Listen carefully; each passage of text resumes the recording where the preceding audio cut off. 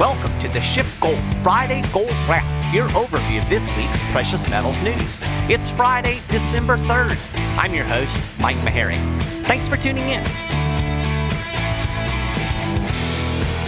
Ladies and gentlemen, we have a brand new Jerome Powell. This Fed chair is a hawk. He's a warrior. He's a tough guy. He's going to fight inflation. Ever since Joe Biden announced he was reappointing Powell for another term as chairman of the Federal Reserve, Jerome has been singing a completely different tune from the one he was singing just a couple of weeks ago. This reminds me of the nerdy kid in high school who goes home over the summer, gets a new haircut, maybe some new clothes, and then he comes back in the fall strutting around like he's the new big man on campus. But, we all know this is still the same nerdy kid, right?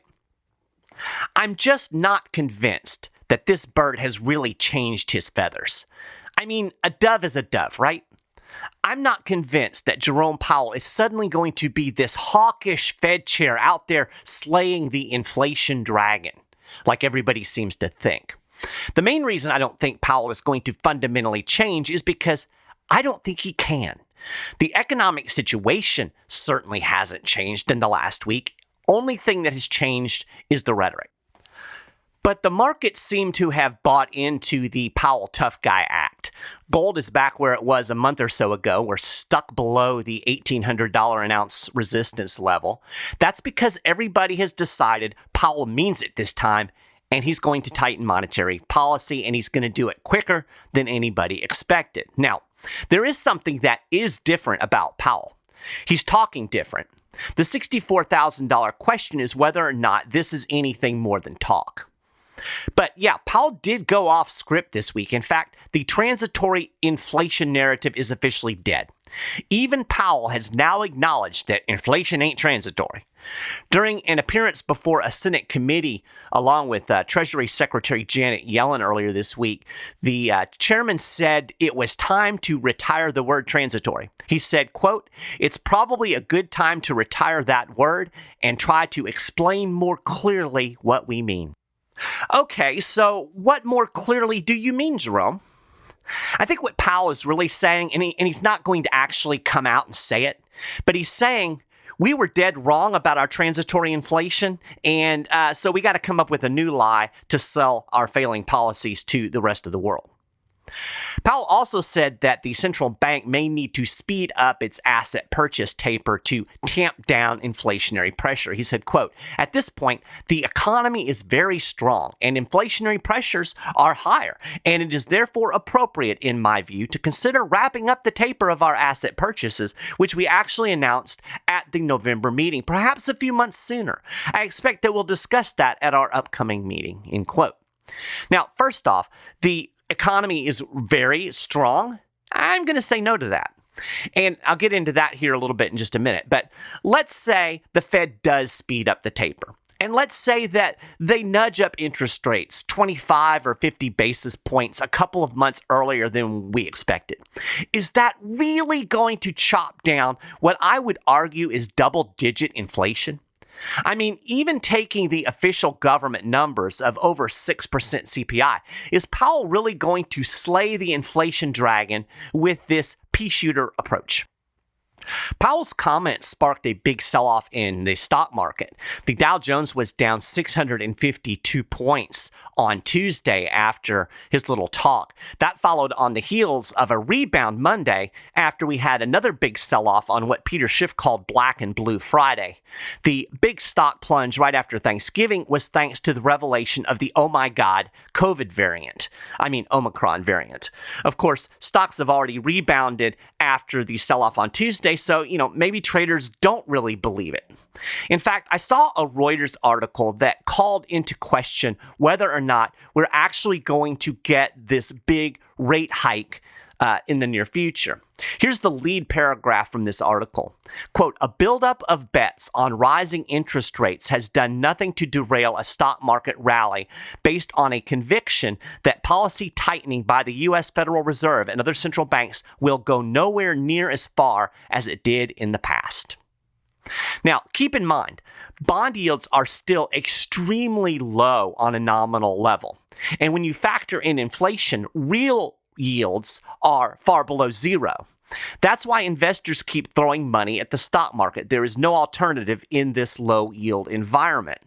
The Reuters analysis draws the following conclusion, quote, and those negative real yields alongside stubbornly low, longer dated government borrowing costs, flattening yield curves, and soaring equities all rely on the view that terminal rates, or where the central bank policy rates will peak, will be lower than in previous cycles. In other words, even if they hike interest rates, it ain't going to go as high as it did the last time they hiked interest rates. And of course, if history is any indication, this is 100% correct.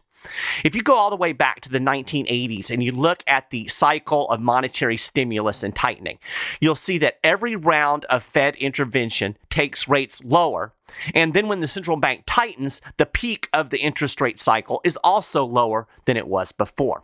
I'm going to throw a few numbers at you just so you can see this trajectory. The first really big round of interest rate cuts happened in the early 1990s.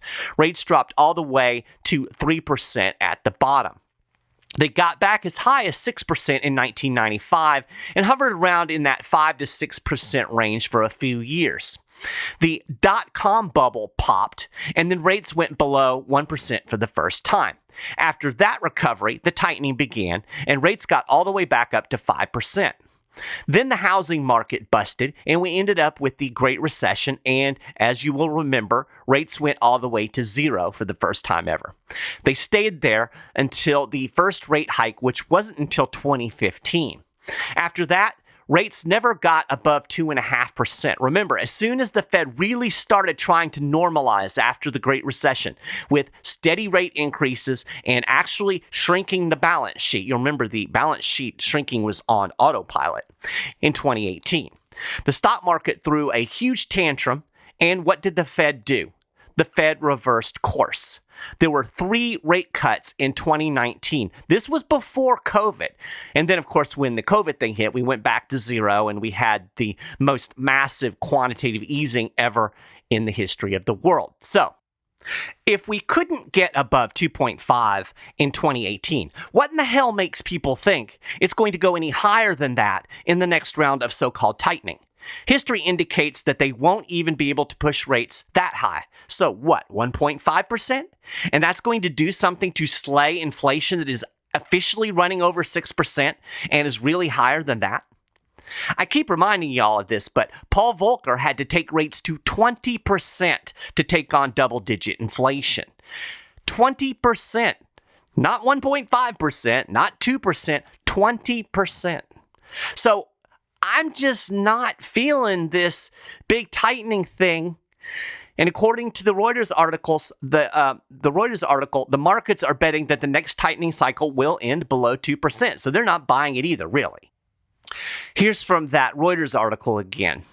What equity markets are saying is interest rates won't get very high and real yields will stay low. This is Craig Inches. He's head of rates and cash at Royal London Asset Management. Quote, bond markets are saying we will hold long-end yields low because we think rates will rise and then come straight back down again. Yep, that seems about right. And, we're not even talking about actually shrinking the massive Fed balance sheet. That's what really needs to happen. The excess money floating around in the economy needs to come out. The trillions of dollars that they've pumped in as stimulus need to be sucked back out. Nobody's even mentioned that. We're just talking about when the Fed might simply stop creating inflation, stop printing the money, and then maybe nudge up interest rates a little bit. Here's the ugly truth.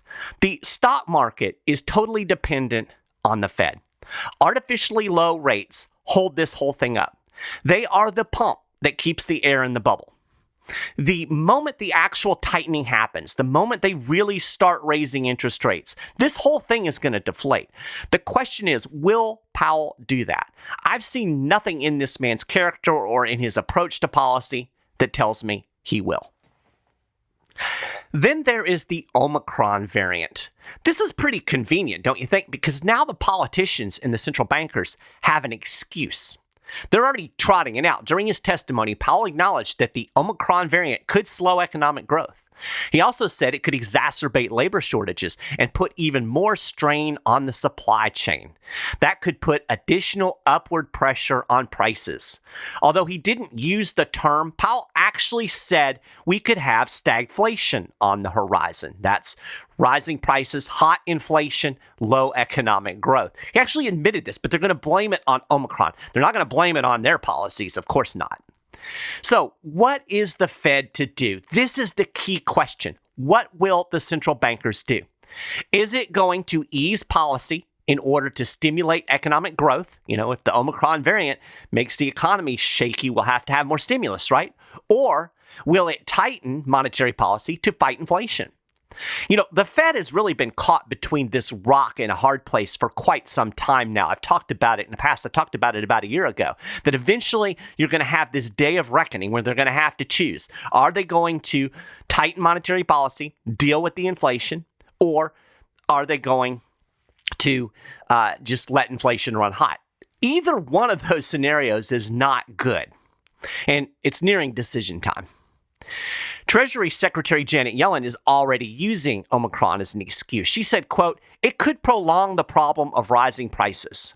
So inflation isn't transitory. I mean, it was transitory. We were right. But now Omicron is here, and that's the reason prices aren't going to come down. It has nothing to do with the trillions of dollars that the Fed printed out of thin air or the trillions of dollars that the U.S. government showered on the American consumers. It's Omicron. Jeez. So anyway, Powell was also talking out of both sides of his mouth. Remember, he said the economy is strong. He kept emphasizing this. The economy is strong. We can speed up the taper. But when he was asked when the U.S. government should address the risks posed by the surging national debt, in other words, maybe think about cutting spending, he acknowledged that America does need to get back on a fiscally sustainable path, because you'd have to be a moron to not see that. But we need to wait until the economy is strong. Wait, what? So is the economy strong or not, Jerome? I mean, you can't have it both ways, right? You see, every once in a while, the truth comes out. Of course, the Fed chair isn't ever going to come out and say, look, we effed up. The recovery is fake. The economy's a mess. If we really pull the stimulus, this whole thing is going to collapse. He's not going to say that. But Powell knows this is true. He knows the economy is propped up by stimulus. And again, they're caught in this corner, this rock in a hard place. Do you pull the stimulus to fight inflation, or do you keep the stimulus going to keep the economic recovery going? I don't know what they're going to do. Again, neither is particularly a good scenario for you or me. So how good is the economy? Well, there was some interesting data on Black Friday that kind of indicates it's not so good. As I wrote in an article over at the SchiffGold website, Americans appear to be dreaming of a red Christmas. Red, as in piles of debt. Shoppers plan to spend less, but borrow more this holiday season. Black Friday spending fell this year, both in stores and online. It was the first year-over-year Black Friday decline ever. Online retailers rang up $8.9 billion in sales. That was down slightly from the $9 billion spent online in 2020. Again, first time ever we've had a year-on-year online sales decrease. Foot traffic in brick-and-mortar stores dropped by 28.3%. That's compared to the pre-pandemic levels in 2019. So less shopping online, a lot less people in the stores. According to the National Retail Federation's annual survey, consumers plan to spend, on average, $997.73 this holiday season. That's down from the pre-pandemic high of $1,047.83 back in 2019. And of course, when you factor in inflation, it means Americans will be buying a lot less stuff. So again, not good. Meanwhile, almost half of American shoppers, 45%, plan to use buy now, pay later services to spread out their holiday expenses. And credit card debt is surging again. Why? Because stuff is too damn expensive and people can't afford to just go out and buy it. Now, the mainstream spins this as good news. American consumers are confident, and so they're willing to borrow. Well, I'm not buying that. I think it's a sign of distress. The stimmy money is gone, and the only way people can keep up with these crazy rising prices is to pull out the credit card and do the buy now, pay later thing. Of course, this isn't an economically sustainable model, right? Credit cards have this nasty thing called a limit, and you have to pay them back. According to a CNBC report, more than 35 million Americans are still paying off credit card debt from last year's holiday season. So this strong economy is all smoke and mirrors, if you ask me. I'll link to that article in the show notes page, and you can see a little bit more of that data for yourself. So, running long, as always, it comes back to the question, are you prepared for what's coming? Because whether Powell turns into a hawk and fights inflation or just lets it run, it's not good news. So, as always, I highly recommend talking to a SchiffGold precious metals specialist. You can call 1-888-GOLD-160, or you can email info@schiffgold.com. Either way, it'll get to them. Talk to those guys. They'll help you look at your personal situation, your portfolio, your investment plans, your plans for the future, and they'll help you see how gold and silver can help fit into your investment strategy. So with that, we have a gold wrap. You can get more details from all of these stories and more, and of course, keep up with the latest precious metals news and analysis throughout the week over at schiffgold.com/news. If you haven't done it already, you can subscribe to the Friday Gold Wrap over at iTunes, on Stitcher, on the YouTube channel. You'll find links to all of this stuff over on the show notes page. As always, I do very much appreciate the fact that you took time to listen to the show. You can reach me at mmaharrey@schiffgold.com. Would love to hear from you. And hey, I'll talk to you next time.